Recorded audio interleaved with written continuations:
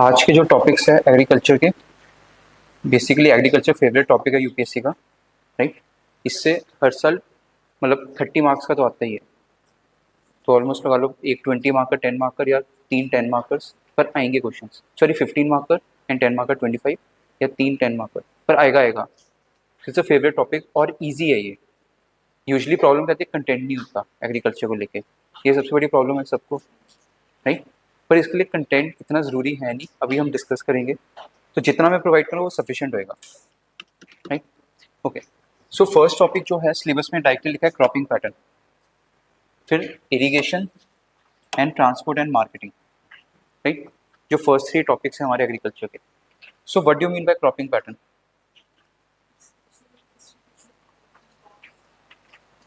Okay. Basically cropping pattern क्या है, आपको एक पॉइंट ऑफ टाइम पे एक पीस ऑफ लैंड पे डिफरेंट क्रॉप्स ग्रो हो रहे हैं, क्रॉप ए, क्रॉप बी, क्रॉप सी। राइट। तो इस डिस्ट्रीब्यूशन पैटर्न को हम बोलते हैं cropping pattern. Right.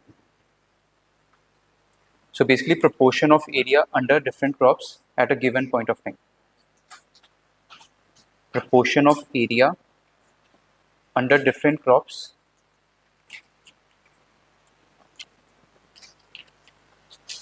proportion of area under different crops at a given point of time. Right? Simple definition cropping pattern. All right. Before starting with this, broader topic है agriculture. As an officer हमें agriculture को किस perspective से देखना है बताओ?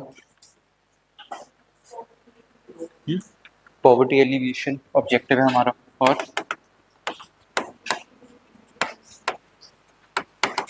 हाँ profitable, basically you can से doubling of farmer income. Okay. और क्या ऑब्जेक्टिव है? फूड सिक्योरिटी, न्यूट्रिशनल सिक्योरिटी, और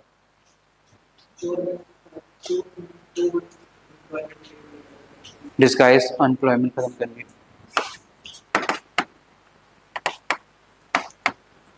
तो बेसिकली हमें क्या अचीव करना है? Sustainable livelihood.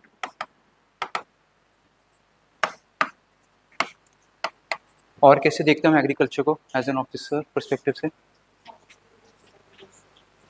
लाइवलीहुड ऑफ, वो आ गया sustainable livelihood, rural development, yes, और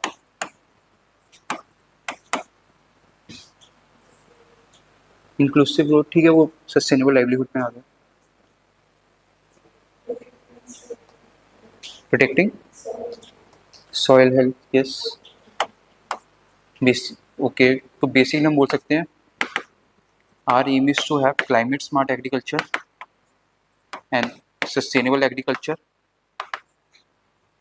ये हमारा ऑब्जेक्टिव है। राइट। और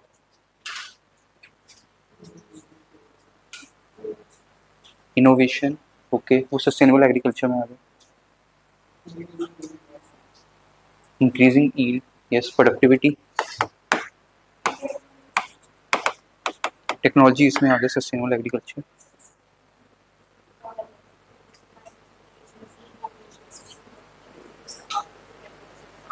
वो प्रोडक्टिविटी आ गई। Market access.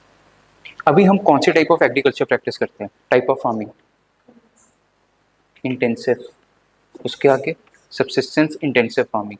तो उससे हमें क्या कन्वर्ट करना है? कमर्शियल। तो फर्स्ट पॉइंट होना चाहिए हमारा ऑब्जेक्टिव क्या है? सबसिस्टेंस फार्मिंग से commercial intensive farming, that should be the first thing you have to say, जो ब्रिटिशर्स ने आके स्टार्ट किया था।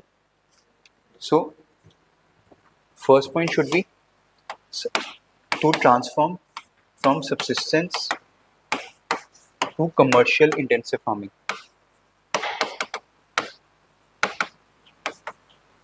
Right? That should be our first objective. तो इसको भी कैसे सोच सकते हो? स्टेक होल्डर्स कौन कौन है? Farmers, right, consumer and overall agriculture system. Right. तो फार्मर्स के लिए क्या है? एग्रीकल्चर के subsistence to commercial intensive farming. Farmers के लिए क्या क्या है? हम ऑब्जेक्टिव अचीव करना चाहते हैं, इनकम हो गया, doubling of farming income, sustainable livelihood, right, ये आ गया फार्मर्स के लिए। इन केस ऑफ एग्रीकल्चर हम क्या चाहते हैं, एक तो वही कमर्शियल फार्मिंग में कन्वर्ट हो। फर्दर एग्रीकल्चर में और क्या प्रॉब्लम है, इंटीग्रेटेड फार्मिंग, और यू कैन से डाइवर्सिफाई करो, focus on allied activities too. Then climate change की वजह से प्रॉब्लम आ रही है, क्लाइमेट स्मार्ट एग्रीकल्चर, राइट। और क्या एग्रीकल्चर में प्रॉब्लम आ रही है,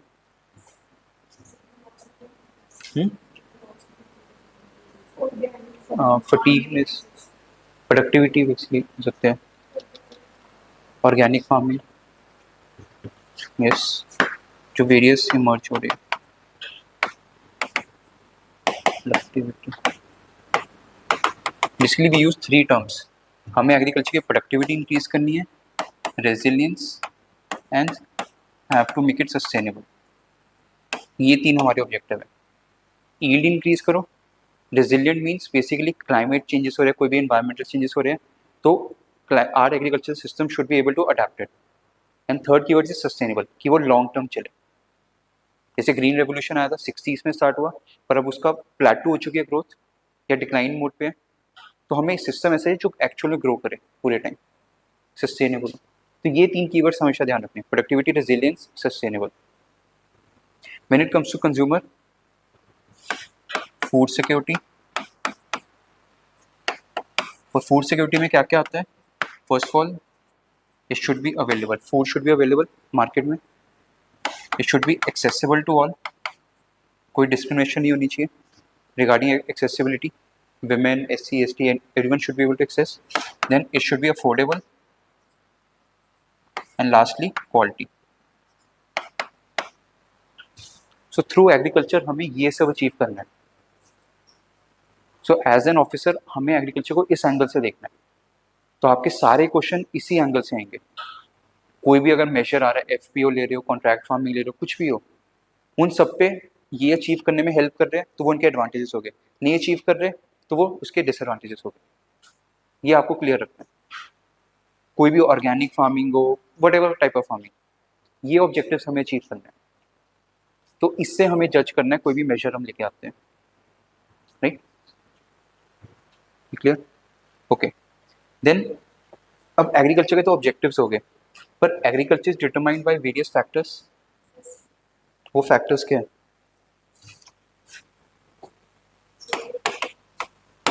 फैक्टर्स अफेक्टिंग एग्रीकल्चर, क्लाइमेट, तो यू कैन से इकोलॉजिकल फैक्टर्स,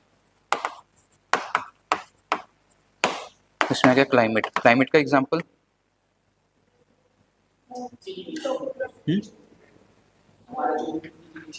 क्लाइमेट का एग्जांपल, क्लाइमेट कैसे इम्पैक्ट करता है क्रॉप को, रेनफॉल, रेनफॉल कैसे, सिंपल एग्जांपल दो।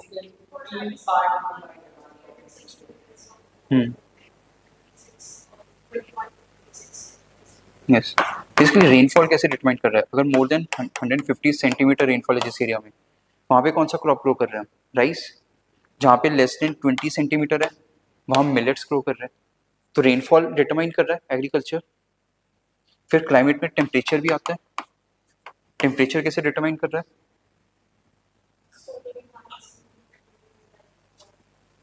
कौन सा, sowing and harvest, simple example दो मुझे, कॉम्प्लिकेशन। जो हमारे सीजन्स होते हैं टेम्परेचर के हिसाब से है, खारिफ सीजन, राबी सीजन। पहले सिंप्लीफाई करो टॉपिक्स को, कॉम्प्लिकेट नहीं करना एकदम से। सो टेम्परेचर की वजह से हमारे सीजन्स हो गए, जैसे कोल्ड एरियाज में हम वीट ग्रो करते हैं, जो वार्म एरियाज है वहाँ पे हम राइस प्रेफर करते हैं, या मिलेट्स हो गए, वट एवर। पहले सिंप्लीफाई करो। तो फर्स्ट फैक्टर जो डिटरमाइन करता है हमारा agriculture, climate factor.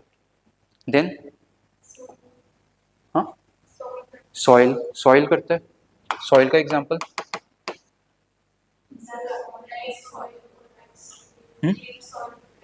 Clayey soil for rice,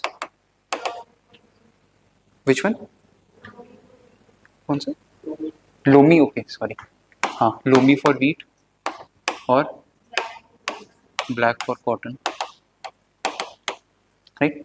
soil is determining, और क्या फैक्टर्स आएंगे, इकोलॉजिकल, टोपोग्राफी, टोपोग्राफी कैसे रिलीफ कैसे करेगी,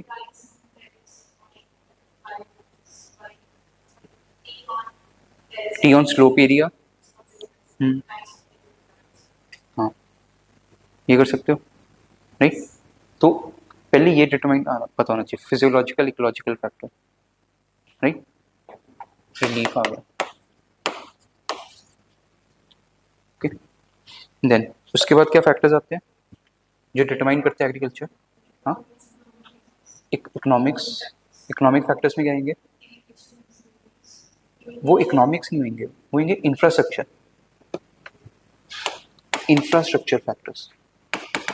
what do you mean by infrastructure, हाँ इंफ्रास्ट्रक्चर क्या होता है, simple definition, exactly supporting services, simple definition, जो दूसरे सेक्टर को ग्रो करने में हेल्प कर रहा है। सो एग्रीकल्चर को ऐसी कौन सी सर्विसेज हेल्प कर रही है, इनपुट्स क्या है बेसिकली, हाँ seed, fertiliser, irrigation, energy and machines, ये हो गया। हाँ नहीं, वो इंस्टीट्यूशनल फैक्टर्स में आएंगे, लैंड रिफॉर्म से उसी में आएगा, बेसिकली हम ऐसे क्लासिफाई करते हैं, नहीं? मतलब बेसिकली ज्योग्राफी ऑप्शनल जब पढ़ोगे तो उसमें ऐसे कीवर्ड्स मेंशन है, यूपीएससी डायरेक्टली पूछता है इंस्टीट्यूशनल फैक्टर्स क्या है, इंफ्रास्ट्रक्चरल फैक्टर्स क्या है, तो मैं उसके हिसाब से आपको स्ट्रक्चर दे रहा हूँ, right. Then comes institutional factors, institution factors में बेसिकली कोई इंस्टीट्यूशन खड़ा किया हमने, वो कैसे सपोर्ट कर रहा है, राइट। सो इंस्टीट्यूशनल फैक्टर्स में क्या आएंगे, फाइनेंशियल क्रेडिट, जैसे बैंक हो गया, बैंकिंग इंस्टीट्यूशन है, क्रेडिट वो इन्फ्लुएंस करता है एग्रीकल्चर एक्टिविटीज, और R&D हो गया, और इंश्योरेंस। बट इससे सबसे पहले क्या फैक्टर आना चाहिए, इंस्टीट्यूशनल फैक्टर्स, और उस पर हर साल क्वेश्चन आता है, एक एग्रीकल्चर में स्टैंडर्ड क्वेश्चन आता है जो जो नेक्स्ट टॉपिक होएगा हमारा कल का,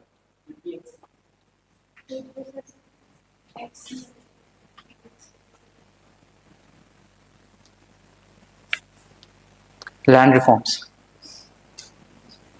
उस पर तो हर साल क्वेश्चन आ रहा है, तो सबसे पहले हमेशा जो प्रायोरिटी होनी चाहिए वो लैंड रिफॉर्म्स लिखो पहले,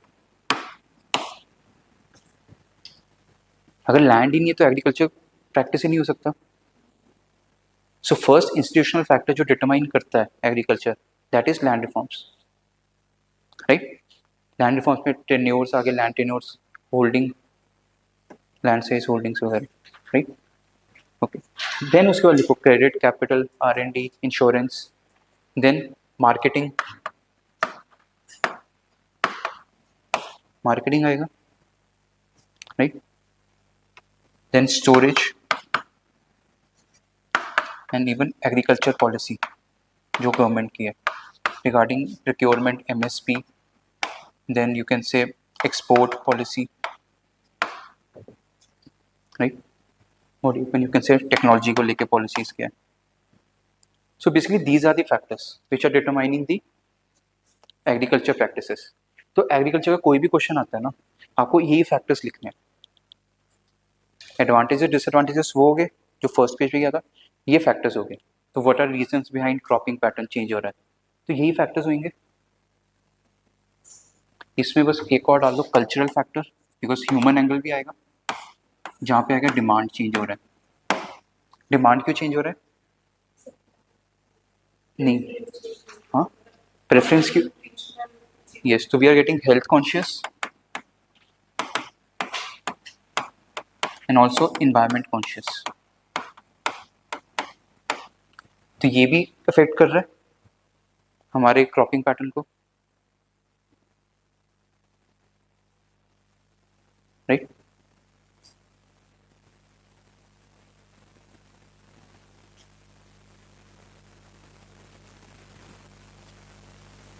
So these are the factors which are affecting agriculture activities, right? Data लिखवा देता हूँ मैं.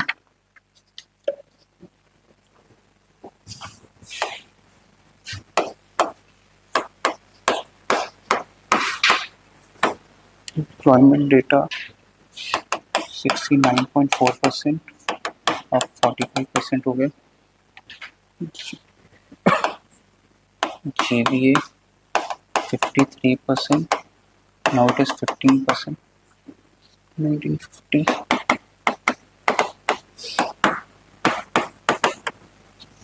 राइट, ये एग्रीकल्चर का है बेसिकली शेयर. एम्प्लॉयमेंट शेयर कितना है और जीवीए शेयर कितना है, तो ये आइडिया होना चाहिए, right. Then you have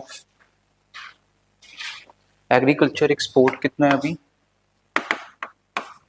it counts around 13% of agriculture GDP. Agriculture export का share 13% of agriculture GDP. Then हम टर्म यूज करते हैं फूड सरप्लस नेशन है. तो फूड सरप्लस कैसे है. Population growth rate is around 1.7% per year और agriculture growth rate is around 3 to 4% per year. So agriculture growth rate is more than population growth rate, तो इसलिए we are food surplus. ऐसे justify कर. Employment share कितना है agriculture का. 69.4 था, 45 हो गया. GVA gross value added पहले 53 था, 15% हो गया. राइट, जो भी नेक्स्ट का डेटा आएगा तो उसमें ऐड कर लेना बस एक साथ.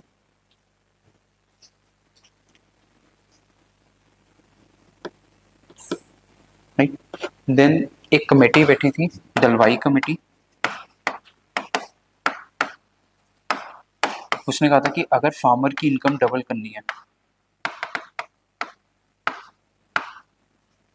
तो कैसे होगी. अगर growth rate of agriculture is 10.4%, right, every year with base period 2015-16, तो ये हमारा रिकमेंडेशन बन सकता है. दलवाई कमेटी बैठी थी टू इंक्रीज कि फार्मर्स की इनकम कैसे डबल करनी है, तो उसने रिकमेंडेशन दी कि हमें ग्रोथ रेट हर साल 10.4% चाहिए विद बेस पीरियड एज 2015-16, तब जाके फार्मर की इनकम डबल होगी. पर इस ग्रोथ रेट पे नहीं होगी कभी, 3 to 4% पे. डेट का डेटा लिख लो, ये लिखिए.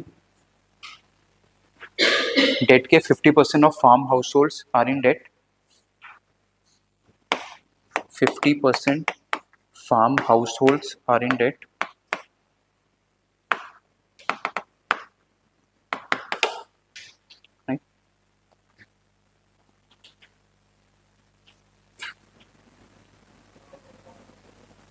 Then farm societies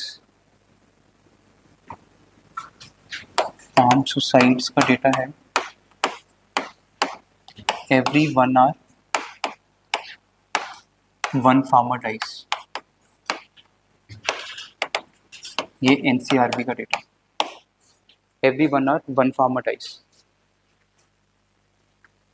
और हाईएस्ट सुसाइड कहाँ पे है, इन महाराष्ट्र.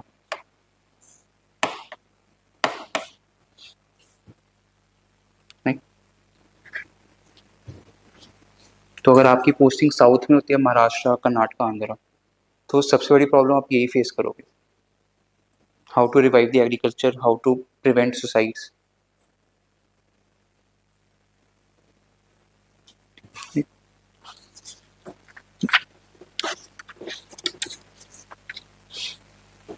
ये हो गया. Okay. Then composition of agriculture GDP.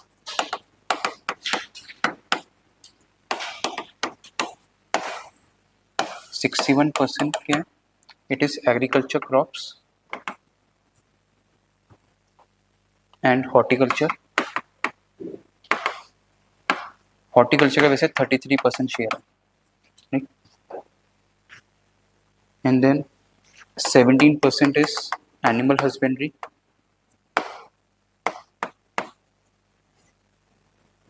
And 22% is fishing.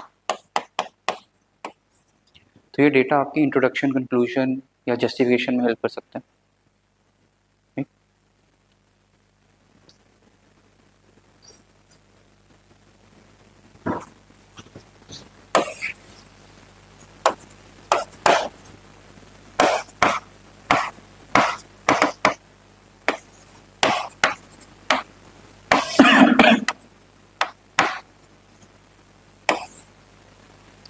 Yes.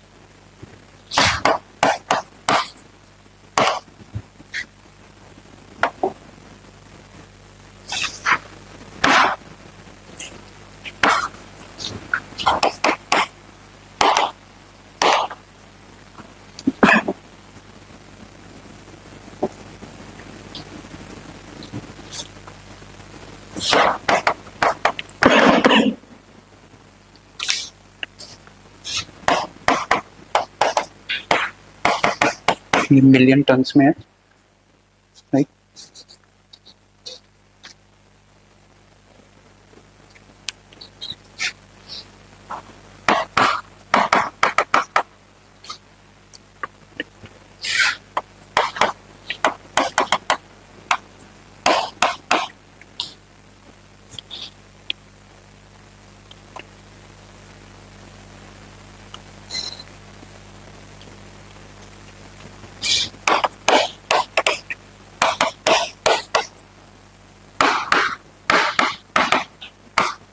ठीक है, तो बेसिकली क्या है, फूड ग्रेन प्रोडक्शन सबसे ज़्यादा थी, मतलब मेजॉरिटी ऑफ लास्ट सेंचुरी में। पर सिंस लास्ट 7-8 years, नहीं, यू कैन से since 2015-16 onwards, what has happened, horticulture ने ओवरटेक कर दिया। तो हॉर्टिकल्चर का मैक्सिमम प्रोडक्शन हो रहा है, एंड सिंस देन वो कंसेक्टिवली उसकी प्रोडक्शन ज़्यादा है compare to food grains.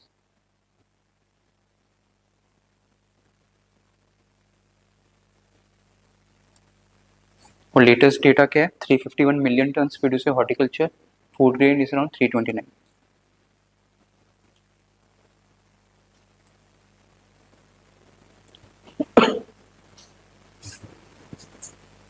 POC prelims में पूछ सकता है यूपीएससी कि मैक्सिमम प्रोडक्शन किसकी है, हॉर्टिकल्चर की, फूड ग्रेन की, तो वहाँ ये हेल्प करेगा। Okay, then we have land को लेके, एवरेज लैंड होल्डिंग साइज कितना है, 1.08 hectare. Average size of land holding it is 1.08 hectare. तो खुद देखो 1.08 हेक्टेयर में कुछ ग्रो ही नहीं कर सकते, राइट। देन स्टोरेज का डेटा है, 20 to 30% of crops are loss due to rats. तो we have poor storage infrastructure.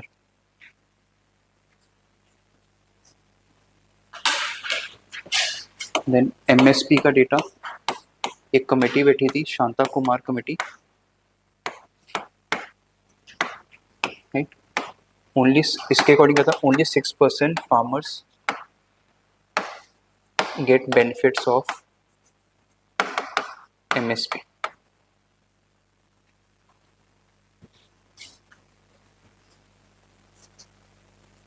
Shanta Kumar committee ने कहा था कि सिर्फ 6% फार्मर्स को बेनिफिट हो रहा है एमएसपी से, फिर भी हम एमएसपी के पीछे पड़े हुए लीगलाइज करने की, राइट।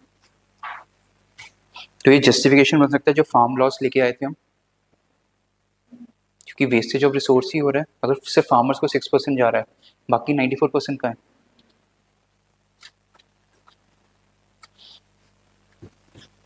देन इकोनॉमिक सर्वे के according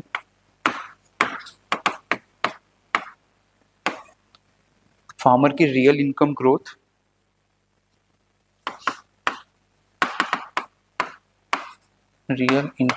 has stagnated, right, to 1.9% annually in last 6 to 7 years. तो अगर इस साल 100 रुपये कमा रहा है, अगले साल 102 रुपये ही कमा रहा है, तो उसकी ग्रोथ ही नहीं हो रही, फार्मर क्राइसिस में जाएगा। Real income means inflation adjust करके, राइट। जब बेशक उसकी 100 का 110 हुआ है, पर इन्फ्लेशन 8% हो गया, तो ग्रोथ तो उसकी 2 रुपये ही हुई बस, राइट। हाँ, ये 2020 या 2021 इकोनॉमिक सर्वे लिखते हैं ना, बस काफ़ी है।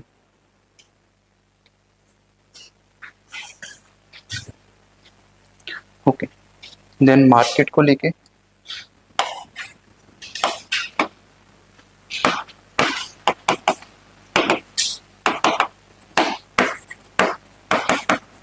so intensity of agriculture declines as we move away from the distance। तो बेसिकली क्या कह रहा है, जो मार्केट के बिल्कुल पास होएगा वहां पे ज़्यादा एग्रीकल्चर ग्रोथ हो रही है। क्रॉप इंटेंसिटी क्या होता है? हाँ, एक ही लैंड पे आप कितनी बार उस पर क्रॉप्स ग्रो कर रहे हो, तो जितना मार्केट के पास है उसे प्रॉफिट दिख रहा है, तो वहां पे crop intensity would be high. पर जैसे जैसे दूर जाते रहेंगे क्रॉप इंटेंसिटी कम होगी। क्यों? ट्रांसपोर्ट कॉस्ट इंक्रीज हो रहे हैं। तो ये क्या शो कर रहा है कि हमारा पुअर ट्रांसपोर्ट सिस्टम है, राइट। सो इसका एग्जांपल दे सकते हो, इन केस ऑफ पंजाब, जो एपीएमसीज हैं या मंडीज जो है market, they are within 5 kilometre distance. When it comes to Bihar, वहाँ पे एपीएमसी 36 किलोमीटर के डिस्टेंस पे है। सो यू कैन कंपेयर कि institutional factors are responsible for better agriculture growth in Punjab compare to Bihar. Reason being APMC within 5 kilometre distance पे है, पर when it comes to Bihar 36 kilometre, अपने आप क्रॉप इंटेंसिटी कम होगी, राइट। अब दलवाई कमेटी ने क्या कहा था,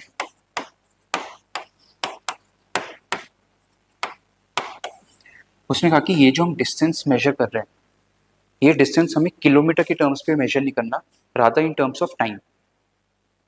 अगर 1 आवर के डिस्टेंस पे है फार्म से और मार्केट के बीच में, that means it is a good situation.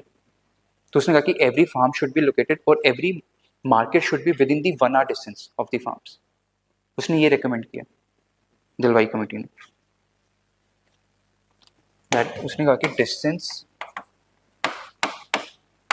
should be in terms of hour, not kilometer, between market and farm to increase crop intensity।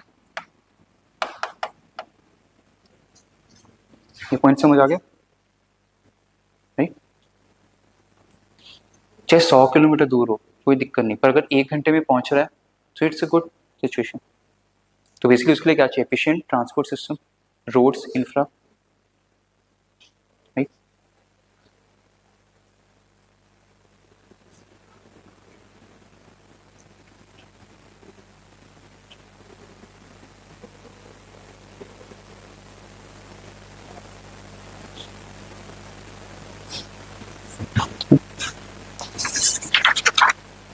Okay, then climate and agriculture के example लिख लो। जैसे question आ सकता है ना, क्लाइमेट की वजह से एग्रीकल्चर की प्रोडक्टिविटी कम हो रही है। तो रिसेंटली गवर्नमेंट ऑफ इंडिया ने डेटा दिया था कि राइस प्रोडक्शन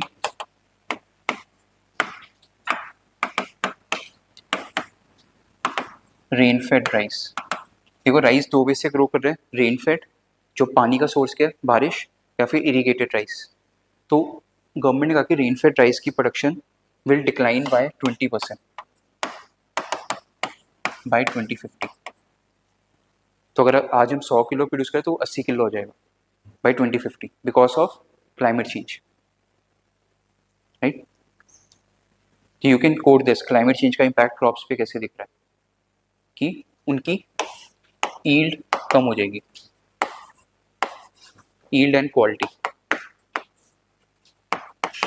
और कैसे होगी? एग्जाम्पल राइस प्रोडक्शन हो गया, वीट प्रोडक्शन कितनी होगी? वीट भी 20%, वीट भी 20% बाय 2050 डिक्लाइन होएगा, राइट। मेज बाय 18%,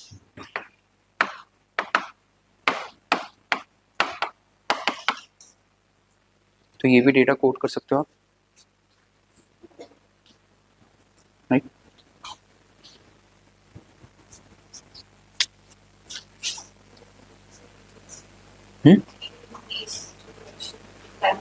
हाँ हाँ, नहीं नहीं, ये तो नॉर्मल है, मतलब इनको तो हम क्लासीफाई नहीं करते बेसिकली। तो दिस इज हाउ गवर्नमेंट का डेटा उठाना होता है। अब जो डेटा दे देना ये सफिशिएंट है, इसी को यूज करना है बस जस्टिफाई करने के लिए आपको, ठीक? और बस केस स्टडीज आप उठा लेना, कोई best case studies and all, otherwise ये इनफ है। सोर्स सारा government of India, NITI Aayog, सारा गवर्नमेंट का डेटा।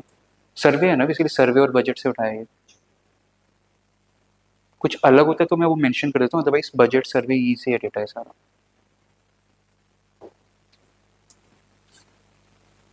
क्योंकि एग्रीकल्चर का डेटा इजीली मिलता नहीं है, अपडेटेड होता भी नहीं है, 2-3 साल पुराना डेटा है ये सारा, ठीक?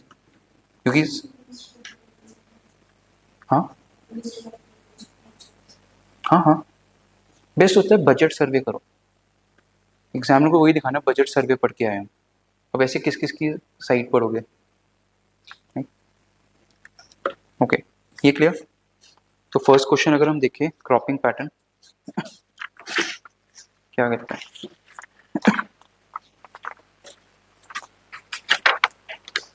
How has the emphasis on certain crops brought about changes in cropping patterns in recent past, elaborate the emphasis on millet production and consumption। तो सिंपली ये क्या कह रहा है, how has the emphasis on certain crops brought about changes in cropping pattern.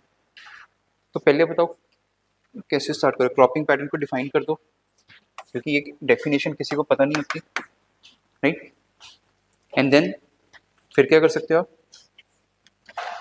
Starting में लिख दो cropping pattern is affected by various factors, like कौन कौन से फैक्टर्स होंगे,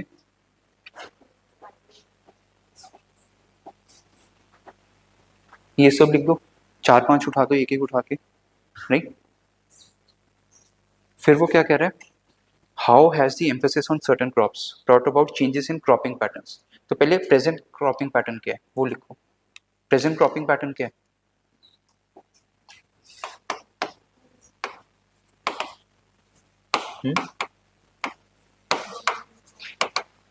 यस, डोमिनेंट क्रॉप कौन सा है अभी, राइस एंड व्हीट,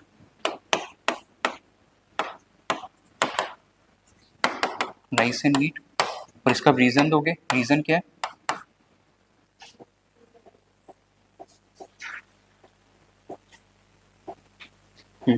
बताओ रीजंस क्या है, ग्रीन रेवोल्यूशन, ग्रीन रेवोल्यूशन की वजह से क्या था ब्रैकेट में, H Y V seeds, irrigation, fertilisers, तो ये आगे रीजंस। उसके अलावा और क्या रीजंस है, एमएसपी, एमएसपी डिस्टॉर्ट कर रहा है, एमएसपी की पॉलिसी क्या है राइस और वीट को लेके, प्रोक्योरमेंट का कौन सा type, open procurement. Open procurement क्या होता है, हाँ, बेसिकली देखो एमएसपी में कहते हैं गवर्नमेंट प्रोक्योर करती है, सिर्फ राइस और वीट के लिए क्या है, ओपन प्रोक्योरमेंट, कि जितना राइस वीट आ रहा है सब ले लो।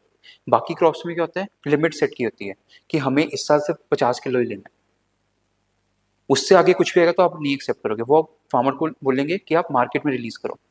पर in case of rice wheat government accept करती है, तो इसलिए फार्मर के लिए क्या बचा फिर, कि भाई गवर्नमेंट सेफ सोर्स है, तो राइस वीट ग्रो करो, सरकार सारा ले लेगी, पैसा मिल जाएगा। पर अगर वो मार्केट में बेचने गया तो वहां पे हरासमेंट हो सकती है। सो एमएसपी भी क्या कर रहा है, डिस्टॉर्ट कर रहा है क्रॉपिंग पैटर्न, क्लियर। और क्या दिख रहा है पैटर्न,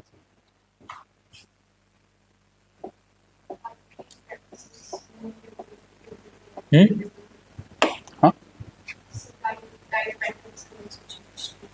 क्रॉपिंग पैटर्न बताओ, we are moving towards high value cash crops, इसलिए क्रॉप्स को कैसे हम क्लासिफाई करते हैं, cereals and cash crops,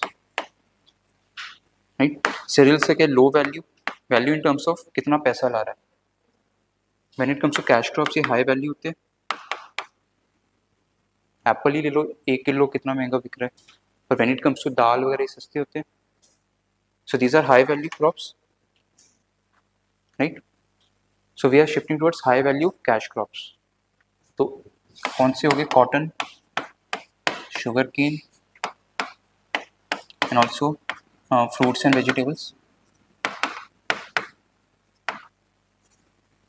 reason, reason क्या रहेगा, एक्सपोर्ट मार्केट और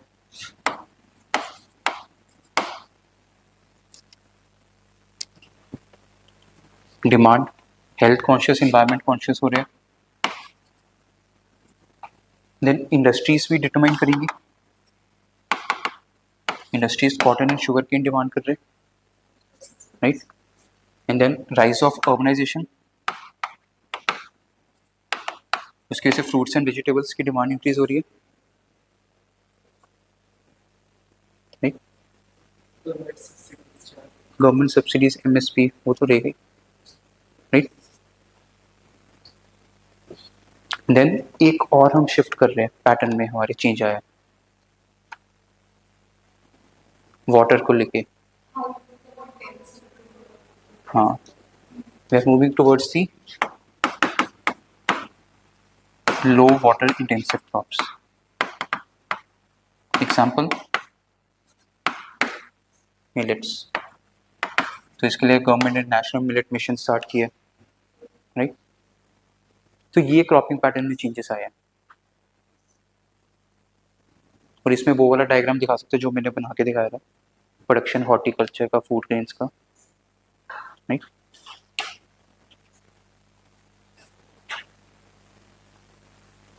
ये क्लियर। नाउ अब आएगा question with respect to millets. जैसे अब सेकंड पार्ट क्या कर रहा है, elaborate the emphasis on millet production and consumption. तो मिलेट्स पे पूछ रहा है क्वेश्चन, तो अब मिलेट की प्रोडक्शन क्यों इंक्रीज हो रही है, बताओ, रीजंस दो। न्यूट्रिशनल वैल्यू, लो वाटर इंटेंसिव, यहाँ से सोच सकते हो। First, it will help in climate smart agriculture, low water intensive crops, और पुअर सॉइल पे भी ग्रो कर सकते हैं, यस। और फार्मर्स की सस्टेनेबल लाइवलीहुड होगी, specially in the backward areas like deserts. Food security, nutritional security, क्योंकि न्यूट्रिशनली रिच चाहिए, राइट। हाँ, इन्वायरमेंट पे यस हेल्दी है ये, यस नाइट्रोफिकेशन एंड ऑल ये सब आएगा। और क्या है ये,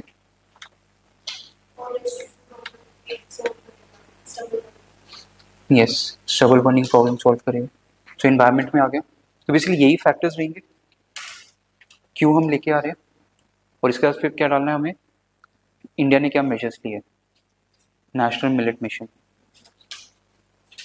right.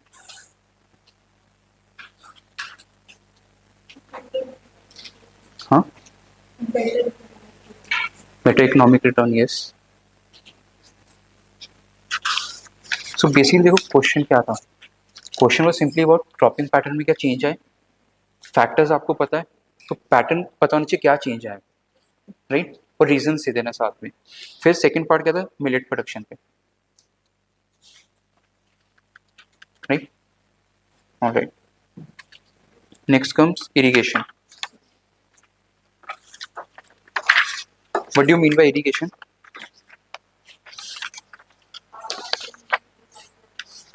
Artificial supply of water.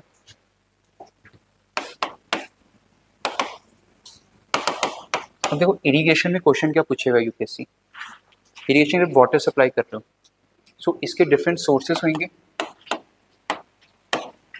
तो सोर्सेस ऑफ इरिगेशन कौन कौन से होते हैं? कनाल्स, टैंक्स, हाँ रिजर्वायर कनाल्स में आ गया, ट्यूबवेल्स, राइट, ये है mainly sources, right, canal, tanks and tubewells. Alright, so now एक तो सोर्सेस का आइडिया होना चाहिए हमें, किस एरिया में कौन सा सोर्स ऑफ वाटर है, राइट। फर्स्ट ये क्वेश्चन यूपीएससी पूछ सकते हैं। देन फिर पूछेगा वो क्या प्रॉब्लम फेस कर रहे हैं with respect to irrigation, and then हमें क्या मेजर्स लेने चाहिए। सिंपल, ये क्वेश्चन आएगा इरिगेशन को लेके, right. And why do we need irrigation? हम आर्टिफिशियल सप्लाई कर रहे हैं, so why do we need it, बताओ।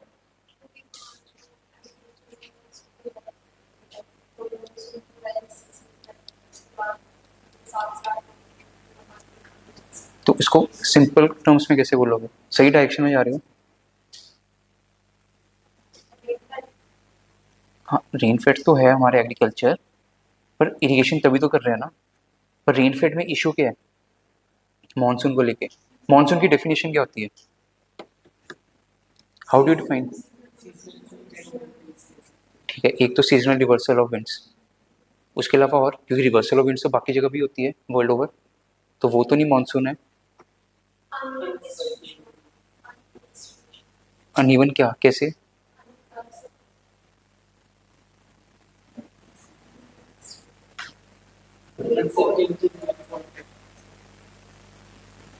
वो तो क्लाइमेट चेंज कैसे चेंज आ रहा है, मानसून क्या होता है? क्यों हम, yes yes, seasonal reversal of winds हो रहा है। एंड सेकंड डेफिनेशन जो मानसून होती है, 70 to 80% of rainfall occurs in just 4 months। ये तो आप सही डायरेक्शन में जा रहे थे, तो this is how you have to say, तब हम जाके मानसून बोलते हैं, monsoon season. Otherwise world over हर जगह हो रही है ना सीजनल रिवर्सल ऑफ विंड्स, तो वहां पे तो मानसून नहीं बोलते, पर इंडिया में क्यों बोल रहे हैं? Because of this reason, right. तो be specific with the definition. तो why do we need? Because हम प्रैक्टिस करते हैं रेनफेड एग्रीकल्चर, और रेन क्या है, 70 to 80% of rainfall takes place in just 4 months। तो बाकी 8 महीने क्या करें? तो इसलिए बाकी 8 महीने हमें आर्टिफिशियल वे से सप्लाई करना पड़ता है, that is why we need irrigation. और क्या रीजन होंगे? इरिगेशन से हम क्या दे रहे हैं? पानी। अब पानी की डिमांड सिर्फ एग्रीकल्चर में या कहीं और भी है? और भी है, कंपटीशन है। So second reason would be already 89% of water जो इंडिया के पास है, it is use for agriculture purpose, but over the period time क्या हो रहा है, demand for water is increasing by population increase हो रहा है, अर्बन एरियाज में चाहिए एंड इंडस्ट्रीज में चाहिए। तो हमारे पास पानी भी नहीं है सप्लाई करने के लिए। एक तो नेचुरली वाटर नहीं आ रहा, फिर नेचुरली वाटर जितना भी आ रहा है उसमें भी हम किस किस को पानी दें, वो एक प्रॉब्लम हम फेस कर रहे हैं, राइट। देन और के रीजंस है why do we need irrigation, वो इसमें अगर रेनफेड एग्रीकल्चर में आ गया। और इस प्रोडक्टिविटी के लिए,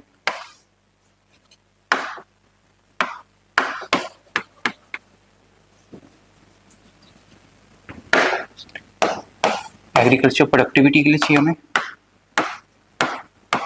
क्यों, उसी से ही क्या आएगा, एग्रीकल्चर फार्मर की ग्रोथ होगी। Then to convert from subsistence to commercial agriculture, वही same objective, food security, right. And then we can focus on cash crops अगर इरिगेशन होगी, जो वाटर इंटेंसिव क्रॉप्स है। तो देखो वही सेम पॉइंट्स रिपीट होने स्टार्ट हो गए। सो पहले हमेशा देखा करो कि ये इसकी यूज क्या है, अब इसे फर्टिलाइजर रहेगा, फर्टिलाइजर भी सेम ही पॉइंट्स रहेंगे, बस वो फर्स्ट टू हटा दो, बाकी तो ये सेम ही रहेंगे फर्टिलाइजर के केस में। सीड्स की प्रोडक्टिविटी इंक्रीज करनी है, सेम पॉइंट्स रहेंगे।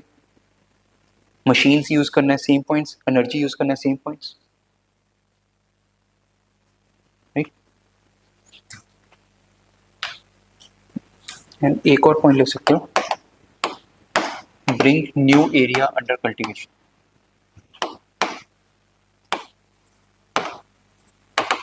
एग्रीकल्चर एक्सपेंशन में भी हेल्प करेगा।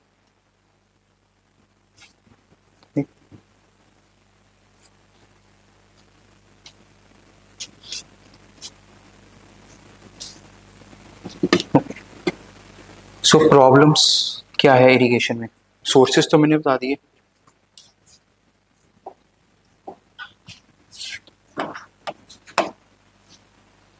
प्रॉब्लम्स क्या है बताओ, इरिगेशन को लेके प्रॉब्लम क्या है? रीजनल डिस्पैरिटी कैसे?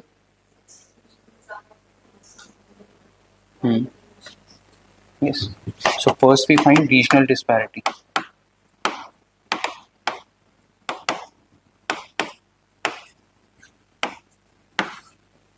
जो ग्रीन रेवोल्यूशन वाले एरियाज हैं वहाँ पे इंटेंसिटी ऑफ इरिगेशन क्या है? More than 70%। Intensity of irrigation is more than 70%, or you can say percentage of area under irrigation. Percentage of area under irrigation is more than 70%, right? और क्यों है वहाँ पे ग्रीन रेवोल्यूशन वाले areas में? वहाँ पे मेनली क्या है? इंस्टीट्यूशनल सपोर्ट है, राइट। ग्रीन रेवोल्यूशन आया वहाँ पे, रिच फार्मर्स है और कनाल सिस्टम है, इसलिए वहाँ पे मैक्सिमम एरिया अंडर इरिगेशन है। पर बाकी एरियाज में अगर आप देखो, इस वाले एरिया में राजस्थान मध्य प्रदेश वाले रीजन में, यहाँ पे इंटेंसिटी इज अराउंड 25 to 40%। क्यों? बेसिकली वहाँ पे पुअर फार्मर्स है एंड वाटर अवेलेबिलिटी भी नहीं है। तो सबसे बड़ी प्रॉब्लम क्या है कि जो इरिगेशन फैसिलिटी है वो ऑल ओवर इंडिया नहीं है, सिर्फ लिमिटेड एरिया में कन्फाइंड है, राइट। तो सोल्यूशन क्या होना चाहिए? हर खेत को पानी, expansion of irrigation, right. Then फिर क्या इशू है? Inter crop disparity.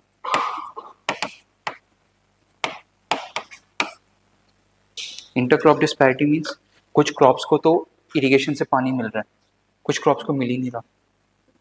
जैसे शुगर केन एरिया है, इसको पूरा वाटर कहाँ से मिल रहा है? 100% water from irrigation sources, right. तो ऑब्वियसली ग्रोथ होगी शुगर केन की। वीट के केस में है 91%, राइस के केस में 59%, बिकॉज राइस कई जगह रेनफेड प्रैक्टिस होता है, राइट। पर when it comes to pulses just 16%, मतलब 100 एरिया में से सिर्फ 16 यूनिट्स को इरिगेशन से पानी मिल रहा है, बाकी 84 यूनिट्स को पानी नहीं मिल रहा इरिगेशन से, वो रेनफेड डिपेंडेंट है, तभी पल्सेस में ग्रोथ नहीं हो रही, right.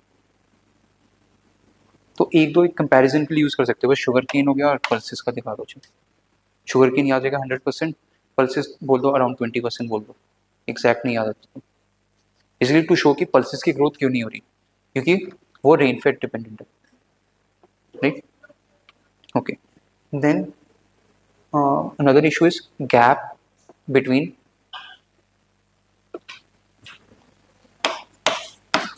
gap between irrigation potential created and utilized। हमने क्या किया? कनाल्स बना के छोड़ दिए, पर कनाल्स को फार्म से कनेक्ट ही नहीं किया हमने, फीडर कनाल से, राइट। तो ये भी एक इशू है। आपको वो स्कीम पता है, प्रधानमंत्री कृषि सिंचाई योजना? उसके कंपोनेंट्स क्या है? हर खेत को पानी है, ठीक है। प्रधानमंत्री कृषि सिंचाई योजना, हर खेत को पानी है, ठीक है, पर ड्रॉप मोर क्रॉप, तो ये भी एक इशू है, मतलब efficient utilisation of water, right. तो सरफेस वाटर की जो यूटिलाइजेशन है it is around 35 to 40%। So basically another reason क्या हो गया, wastage of water, by we have low water use efficiency. तो जो सरफेस वाटर है 35 to 40% ही यूज हो रहा है, बाकी 60% वेस्ट हो रहा है। Surface water means canal, right. And ground water के केस में क्या है, 65 to 70%। तो उसका सोल्यूशन क्या हो गया, पर drop more crop, micro irrigation. तो प्रॉब्लम सोल्यूशन, हर खेत को पानी, स्पेशल वेरिएबिलिटी है, एंड क्रॉप डिस्पैरिटी, उसका सोल्यूशन ये हो गया, right. Then gap between utilisation and created, उसका कंपोनेंट क्या है, AIBP, accelerated irrigation benefit programme, जहाँ पे रिपेयर करो कनाल्स वगैरह को, गैप रिड्यूस करो, फीडर कनाल्स, बड़े कनाल्स तो बना दिए पर फार्म से कनेक्ट करने के लिए आपको फीडर कनाल्स चाहिए, छोटे कनाल्स, राइट।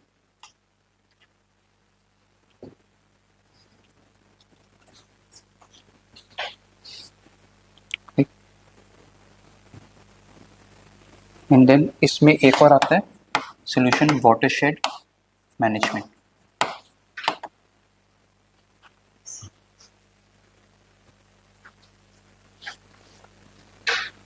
देखो स्कीम से ही हमें प्रॉब्लम्स पता चल गई, क्योंकि स्कीम तो हमें सोचने की जरूरत ही नहीं प्रॉब्लम्स क्या फेस कर रहा है।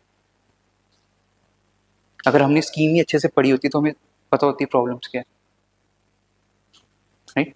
तो ये भी एक वे है, अगर कहीं फंसते हो ना, आपने अगर प्रॉब्लम्स नहीं पढ़ी पर आपको उसके ये पता है गवर्नमेंट का इनिशिएटिव लिया है, तो गवर्नमेंट के इनिशिएटिव के पॉइंट्स रिकॉल कर लो, तो जो जो एड्रेस कर रहा है, मतलब वो प्रॉब्लम्स थी पहले। तो this is also you can smartly right the answers अगर कहीं फंसते हो, क्योंकि ऐसे हर टॉपिक तो रेडी नहीं कर सकते कभी कभार, अगर वो स्किप हो गया, पर still you can smartly right it down, right. At least general answer तो लिख ही सकते हैं हम, ओके। ये इरिगेशन के हो गया।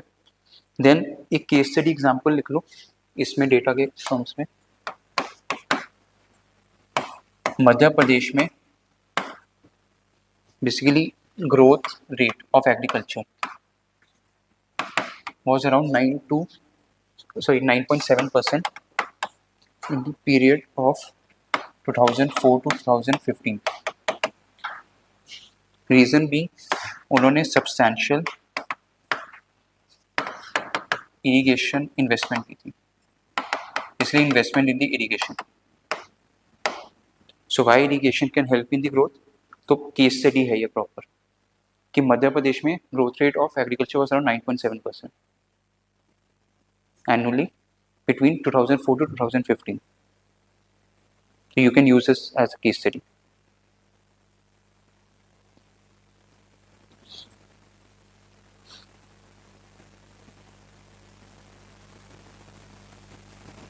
ऐसी सेम एक और क्रिएट करना कर सकते हो गुजरात में, because of introduction of BT cotton. उसमें भी क्या थी, इन दी डेकेड ऑफ 2000 से 2010, वहाँ पे भी क्या थी, almost growth rate of 10%, and farmer की इनकम डबल हुई थी। ये भी आप केस स्टडी डाल सकते हो कि how technology can help in the growth of agriculture. ये टेक्नोलॉजी का एग्जाम्पल हो गया, वो इरिगेशन का एग्जाम्पल हो गया।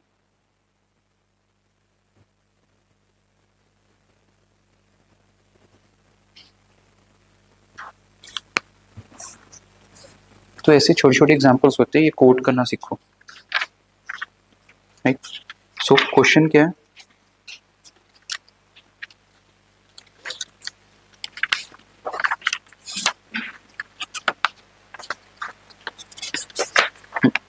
suggest measures to improve water storage and irrigation system to make its judicious use under depleting scenario।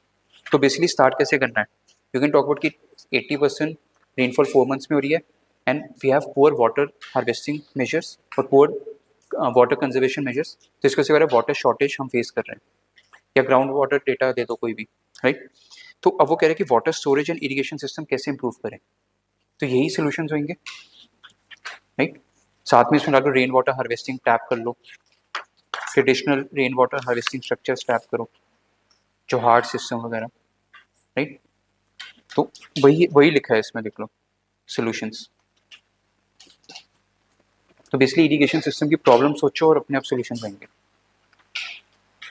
Right. Alright, हाँ इसमें एक पॉइंट अच्छा ये भी है, वाटर पॉलिसी भी बोलती है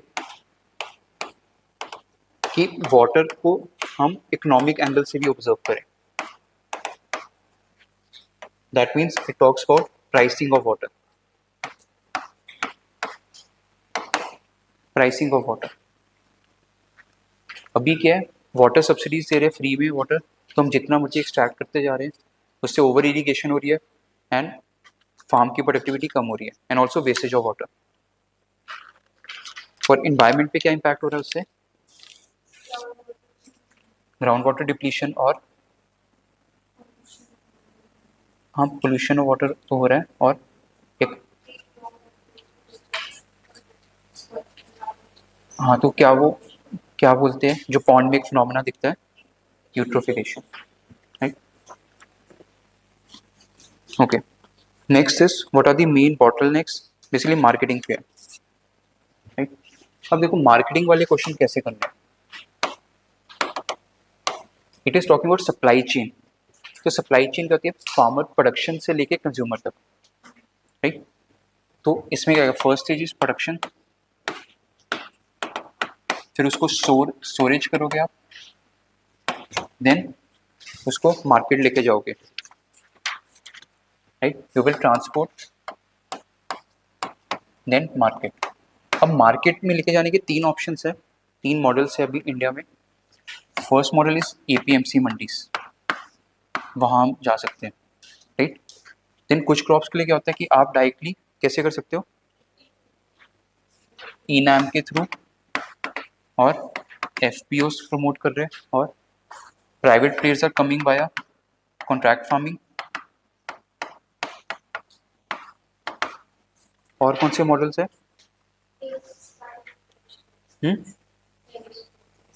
ट्रेडिशनल एपीएमसी हो गया, future market, commodity and future market, ये भी एक ऑप्शन है, right. These are the ways, right. दूसरा हम अलग से भी लिख सकते हैं, चाहे कोऑपरेटिव मॉडल, वही एफ वगैरह, Amul model. So these are the ways जो फार्मर के पास ऑप्शन है मार्केट करने का, राइट। देन मार्केट के बाद कहाँ जा रहा है वो, फूड प्रोसेसिंग, राइट। इवन यहाँ पे मार्केट का एक और ऑप्शन होता है ना गवर्नमेंट का, government via FCI and PDS, right. वो एपीएमसी से भी परचेज करते हैं, डायरेक्टली फार्मर से भी करते हैं। After food processing export and then you can say consumer. तो पूरी सप्लाई चेन ये है, पहले आपको सप्लाई चेन पता होनी चाहिए। जब सप्लाई चेन पता है तो अब क्या है, जो आप टॉपिक देखो करंट में यही चल रहा होता है, एपीएमसी के इशू है, एफपीओ के इशू है, कॉन्ट्रैक्ट फार्मिंग के, ये सब issues.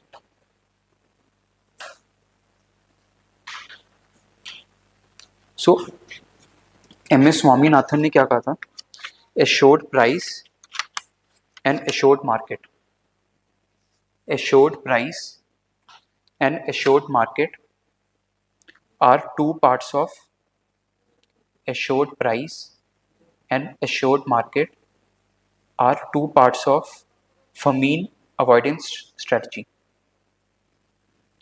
An assured price and assured market are two parts of famine avoidance strategy. ये किसने दिया था, एम एस स्वामीनाथन ने। तो this could be your introduction conclusion, कहीं भी यूज कर सकते हो। फमीन, फमीन सूखापन, फमीन या फमाइन बोल लो, चलो। Famine avoidance strategy, right.